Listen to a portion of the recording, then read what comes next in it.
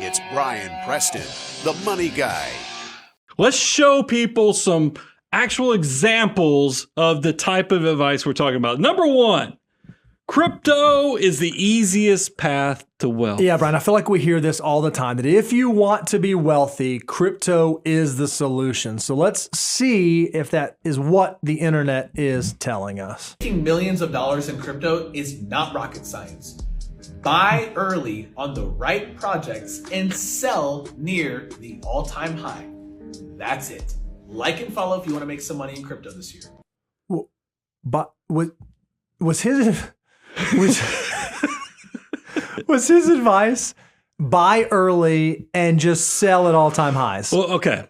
I feel like I can give some perspective on this. All right. I am now the official cryptographer of the two of us. Because I've decided so many people are talking about crypto. I was like, I'm going to start dabbling in this. And here's a little fun little Easter egg. I have now officially 68 times the median crypto investor. So, I mean, it sounds like you're a pretty big investor. It sounds like you have a lot of capital tied up in this stuff right now. So what I've noticed is with my custodian or wallet that I have my crypto in, it seems like every other day they're saying new to the platform. Mm-hmm. So because there's always new crypto currencies that are coming online to trade. And I think his advice is it's this simple. Get in early, wait for them to get close to all-time highs, and then you dump them. It's that easy. Buy low because they're brand new, sell high. But here's the thing. You guys out there are financial mutants. You know for a fact that investing in anything is not that easy. It's not that I just buy low and then sell high. So there must be something else going on. Why are so many people out there pitching, oh no, you go like and subscribe, follow my stuff, and I'll tell you how to invest in crypto? Well, I think it's no different than the financial industry in general. I always try to say, what are the conflicts of interest? Mm-hmm. And if people are touting how they're getting rich off of something, what came first, the chicken or the egg? Are they rich because of crypto, or are they rich from getting you in crypto? Mm-hmm. And I think people might be surprised to find out that a lot of the folks that are pushing crypto actually have a lot of conflicts of interest. So you're saying there's actually providers that will pay influencers or pay folks that are out there in a public spotlight to actually push crypto, to recommend that other people get involved with it. So perhaps their advice isn't all that unbiased at all. They're actually being encouraged to promote that specific product or that specific coin. I had Daniel do some research, and here's what he found. He said it's normal for crypto platforms to pay $500 to $1,200 per active client referred, or up to 70% of a referral's gross revenue or transaction fees. And so you might be wondering, well, how can these providers, how can they pay these people so well? How can they be shelling so much money out? Well, it's because the transaction fees with crypto transactions are actually pretty high. Now, I didn't know this. Daniel had to educate me on this. Transaction fees as it relates to cryptocurrency are called gas fees, right? Yeah. Do you want to expand upon that? Am I describing that correctly? Well, I mean, it's just because depending upon demand, the fees can actually range. Go higher or lower. So that's why they definitely have different fees.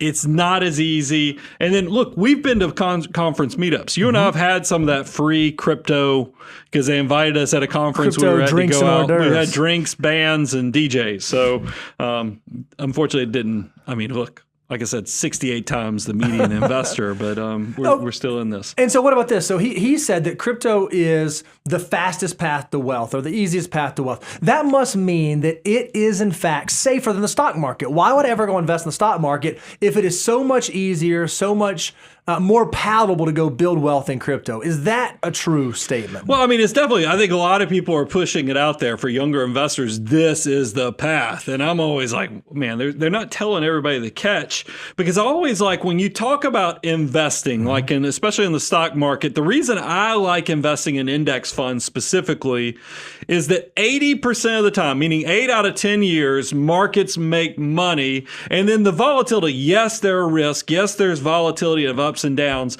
but there's somewhat measurable, and there's a kind of a dance or a cycle to what can be expected. And we even did some research so we can show you the numbers. Yeah, Daniel went to money.com and he pulled down based on volatility levels, based on falls or pulled out or drawdowns by the market. How often do specific drawdown levels happen? He found that the market falls by 5% about every 1.1 years. It falls by 10% about every 1.6 years. Let's fast forward a little bit.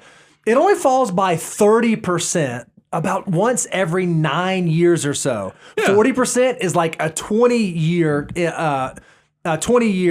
time period, and it only falls by 50% once every like 50 years or so. So there are these wild undulations in the S&P 500 in the stock market, as much as the financial media might make you think that there are. So you just covered it.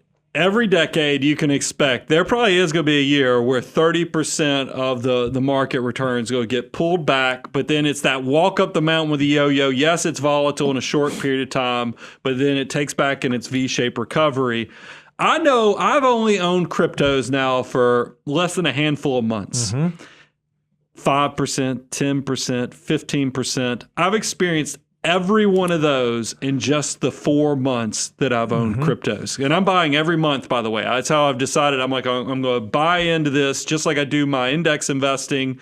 And these things are volatile, and we have the data to show this. Yeah, so what's remarkable is you said you've experienced all those like smaller drawdowns, those 5s, 10s, and 15s. What's interesting is we look at the last 10 years where the S&P 500 pulls down 30% about once every 9 years. That occurs in Bitcoin specifically every 8 months. If you want to look at a 50% downturn where the S&P 500 loses 50% about once every 50 years, a 50% drawdown has occurred in Bitcoin about every 1.4 years. And there's actually been 80% declines in the value, the price of Bitcoin, and that's occurred about every 3.3 years. So the volatility, the easy path to wealth, I just don't know that it exists the way that gentleman was suggesting that it does. No, you better have an iron stomach to the ups and downs if you're going to go into this investment class. Yep. So, and then just how volatile is Bitcoin? So this talks about like the big drastic downturns.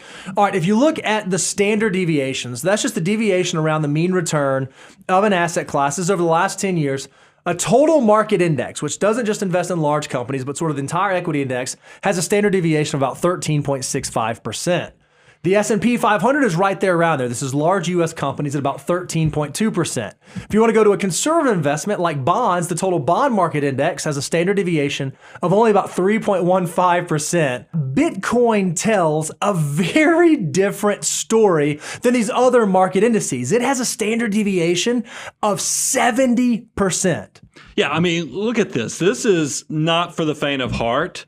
One of these is not like the other.